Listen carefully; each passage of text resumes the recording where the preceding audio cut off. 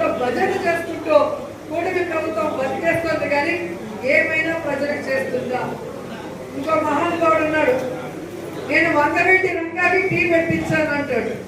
మొన్న తెలంగాణకు పోయి గద్దరికి నేను కారు భరించాను అంటాడు. మన వాలంటీర్లు అంటున్నారు, అవి మీరు చేశారో లేదో దేవుడు ఎరగన్నా, మాకు 5,000 ఉంటే 10,000 చేస్తామన్నావు, ఈ రోజు ఉన్న ఉద్యోగాన్ని ఓడబెరికేస్తావు కదన్నా, మా జీవితాలు కాపాడని అడిగితే దానికి సమాధానం లేదు. నేను రాజకీయ పార్టీ పెట్టింది ముఖ్యమంత్రి కావడానికి కాదు, సుగాలి ప్రీతి తల్లి కన్నీళ్లు చూసి పెట్టాను అన్నాడు. ఈ రోజు అదే సుగాలి ప్రీతి తల్లికి అపాయింట్మెంట్ కూడా ఇవ్వకుండా తాను డిప్యూటీ సీఎం అవ్వడానికి ఆ అమ్మాయి చావును ఉపయోగించుకున్న పవన్ కళ్యాణ్ ఈ రోజు అధికారంలో ఉండి కేంద్రంలో పొత్తుతో ఉండి కూడా ఆ అమ్మాయికి న్యాయం చేయకపోవడం అనేది అందరూ కూడా గమనిస్తున్నారు. అలాగే లోకేష్, జగన్మోహన్ రెడ్డి గారేమో సచివాలయ ఉద్యోగాల్ని మెరిట్ మీద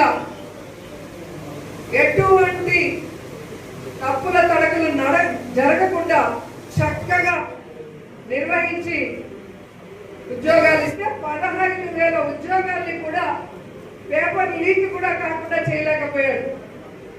లీకేజ్ స్టార్ అయిపోయాడు ఈరోజు లోకేష్ గారు. సో ఈరోజు వాళ్ళకి అడ్మినిస్ట్రేషన్ తెలియదు, ప్రజలకి మంచి చేయాలన్న మనసు లేదు. కేవలం జగన్ గారిని వైఎస్ఆర్సీపీలో ఉన్న ముఖ్య నాయకుల్ని టార్గెట్ చేసి వాళ్ళని తిట్టించడం, వాళ్ళ మీద కేసులు పెట్టించడం, కొంతమందిని జైల్లో పెట్టి బ్లాక్ మెయిల్ రాజకీయాలు చేస్తున్నారు. సో ప్రజలకంతా ఇది గమనిస్తున్నారు. ఆ ప్రజలందరూ కూడా ఈరోజు కూటమి ప్రభుత్వం తరిమి పట్టడానికి రెడీగా ఉన్నారు. కాబట్టి మనం మన పని అయిన ఈ ఓట్ల వెరిఫికేషన్ లో మన ఓట్లని సక్రమంగా కాపాడుకోవాలి. 2-3 చోట్ల తిరుపతిలో ఉన్నవాళ్ళు నగిరిలో ఉంటారు, తిరుపతిలో ఉన్నవాళ్ళు విజయపురంలో ఉన్నారు.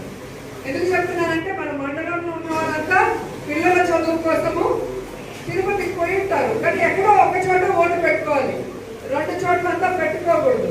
కానీ ఈరోజు ఎక్కడ పడితే అక్కడ 6-7 ఓట్లు పెట్టుకొని ఏ విధంగా మోసం చేస్తున్నారు. ఆధార్ లింకేజ్ ఇమ్మంటే ఇవ్వరు, ఎందుకంటే దొంగ ఆట ఆడాలి కదా.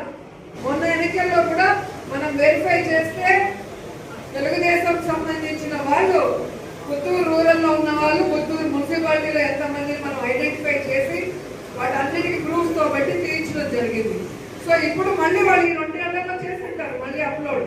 వాటన్నిటిని ఎలా మనం తీయించాలి, వాడు ఏడైనా పెట్టుకోని, ఒకటి రూరల్లో పెట్టుకో లేదా మున్సిపాలిటీలో పెట్టుకో, కానీ ఒక ఓటే పెట్టుకో.